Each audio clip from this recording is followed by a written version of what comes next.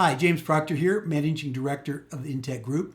And the focus of today's video is to really talk about, perhaps debunk a little bit, a question that everybody's heard many, many times throughout their career. And that expression is, there is no such thing as a stupid question. I disagree. I think in the world of business analysis, there are indeed stupid questions. Now that seems a little bit harsh, but hear me out here and hear me out through the video here, and I think perhaps you'll agree with me or at least understand where I'm coming from.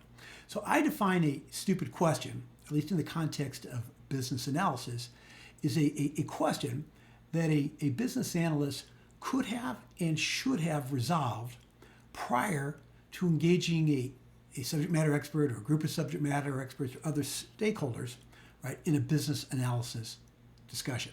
So, okay, here's a classic example of what I'm defining as a stupid question. So you have a business analyst. They have an upcoming meeting or facilitated session with a group of knowledgeable subject matter experts, right? And some other stakeholders as well, perhaps. And perhaps it's in connection with maybe, for the purpose of this discussion, the customer billing process. So we're trying to engage those subject matter experts, understand the customer billing process, map out the current state, identify opportunities to improve it, classic business analysis kinds of things. So now the BA opens up that meeting or that facilitated session with the stupid question. And that stupid question is, what is customer billing? Tell me a little bit about this concept called customer billing. All right, the BA, just right there, right in the first 10 seconds of that meeting, is already viewed, right, negatively, right, by those subject matter experts. Maybe it's viewed as a slacker. That might be a little harsh, but slacker is somebody that doesn't want to do the heavy work or do the work, or maybe the BA is kind of inexperienced or naive or something. The point is that BA has already irritated those subject matter experts by asking that kind of question. VA doesn't know anything about the customer billing and starts off the meeting, tell me about customer billing, right? Now, the key thing to take away here before we move on is all subject matter experts are slammed for time, right? Pretty much all organizations at this point are running pretty lean. And what does that mean?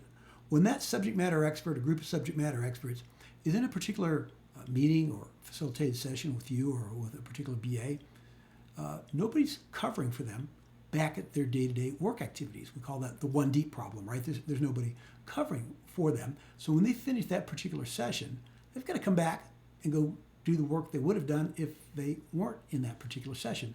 So they have a very low tolerance for their time being wasted. Now, the flip side to that, though, is if they find that they're getting tremendous value, if that BA is a professional BA and highly engaged and getting the kind of forward movement on deep analysis and asking the right kind of questions, not stupid questions, but the right kind of questions, right? The people are going to participate in the session. They just don't have tolerance for somebody wasting their time. Okay, so the first key takeaway here is, of course, don't waste that subject matter expert's time with stupid questions. Now, how is that BA wasting the subject matter expert's time? So when the BA asks the question, what is customer billing? You can almost feel the tension in the room as those subject matter experts roll their eyes and they're thinking to themselves, oh man, this is the third business analyst in the last 2 years that had asked me the same question to kind of explain the concept of customer billing to them. Doesn't anybody keep track of this background and all this knowledge we're sharing? And they have a legitimate reason there. Because, throughout the session, the BA continues to ask those kinds of questions, basic terms and concepts and things like that. So that analysis session, that initial analysis session anyway, really becomes not an analysis session, but it becomes really a, customer billing 101 course for that business analyst. And those subject matter experts just don't have time for that. They have a legitimate irritation because that business analyst, going all the way back to the business, how I defined a stupid question, that business analyst could have and should have reviewed prior analysis kind of work that's been performed in this area. And even if isn't any prior analysis work, I guarantee there's some body of knowledge that you could harvest as a business analyst. Maybe there's policy and procedure manuals. Now, they may not be complete or they may not be up to date, or there might be user documentation. Again, it may not be up to date and current or complete, or other artifacts as well. But that BA could have harvested all that in advance, brought them up to speed so they don't have to enter that meeting completely with no background or knowledge whatsoever. Okay, before we move on to the big conclusion, the cure for stupid questions, I'd just like to ask you a favor. Go ahead and hit the like and subscribe button. Even better, leave a comment. Positive comment if you like what you're seeing. If something that's bothering you, leave a negative comment. That's fine too. Just give me some sense of why. But the key thing is it shows engagement. It shows the algorithm engagement, and that as the algorithm sees more engagement, it'll ensure that these videos that get served up a little bit faster to you, and will keep coming your way. Okay, but let's get back to the main concept here, and let's talk about the concept for the cure for stupid business analysis questions. Okay, so what's the cure for stupid business analysis questions? All right, what I highly encourage BAs to do is apply a technique I developed I call domain pre-analysis.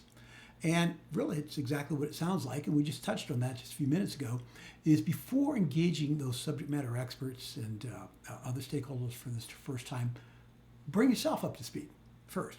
I guarantee there is a whole body of knowledge in your organization on whatever business area that organization that you're trying to do analysis in, right? We talked about there's probably a good chance there's some prior analysis that's been performed. There's probably some policy and procedure manuals out there. There's probably some user documentation. There could be reports and things like that. But there is a body of knowledge out there. And so I would encourage you to assemble that body of knowledge and consume that body of knowledge. And what I mean by consume that body of knowledge is read those reports and read through those policy and procedure manuals and start identifying terms and concepts. Get yourself up to speed on that particular business area. I'd even take it one step further. Now, again, it depends on the scope of your analysis and other factors. But what I typically like to do is take it one step further, and I'll actually create an initial starter set of artifacts. Maybe I'll create some initial process maps and maybe some activity diagrams, maybe terms and concepts, even a logical data model, whatever the scope of your project is. But develop some starter artifacts, right? That way you're able to open up and engage for the first time with those subject matter experts at a much higher level. So let's talk about that. How would, think about our new approach now. Instead of starting a meeting with saying something like, hey, bring me up to speed, we can maybe start it a little bit different way. So let's talk about that.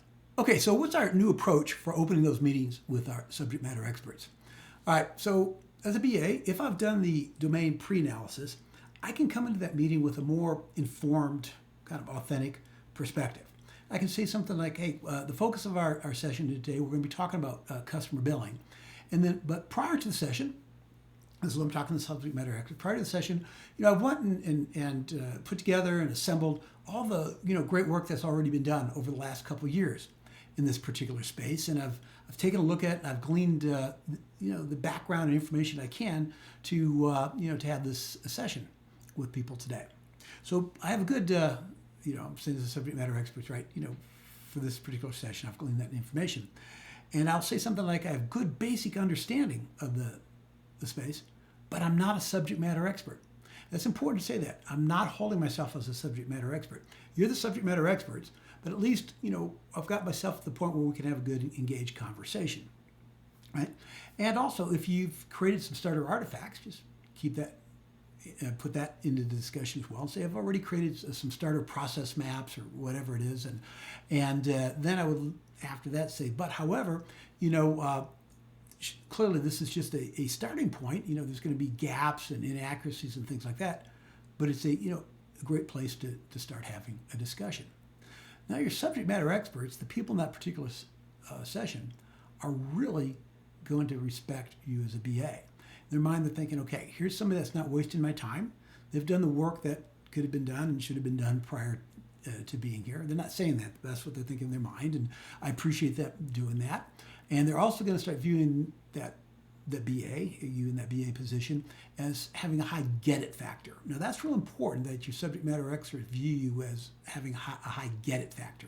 What I mean by that is this is somebody that gets my space, they understand how to analyze my space. This is somebody I'm willing to work with and take my time engaging. So if you do this kind of pre-work and you open the session with that kind of way of expressing what you've done, you can actually now start authentically asking really a different set of questions, clarifying questions, open-ended questions, highly insightful questions, things that subject matter experts are going to engage in, but you're no longer opening a meeting with a stupid question, which just doesn't work. Okay, a lot of good best practice tips in this particular video. I'd go back, maybe go through it a couple times just to glean all the information there. I'd also encourage you to download my white paper. It's called the 5 Essential Business Analysis Questions. And it's really a great framework for, it really has 5 types of questions that any high-performing business analyst needs to use to start deeply engaging our subject matter experts. So just go to our website. We have a tab. It's called the Knowledge Hub. Just go to the Knowledge Hub. It'll be there, and download that particular white paper. I think you're going to get a lot of benefit out of that. Okay, James Proctor signing off, and I'll see you in the next video. Bye-bye.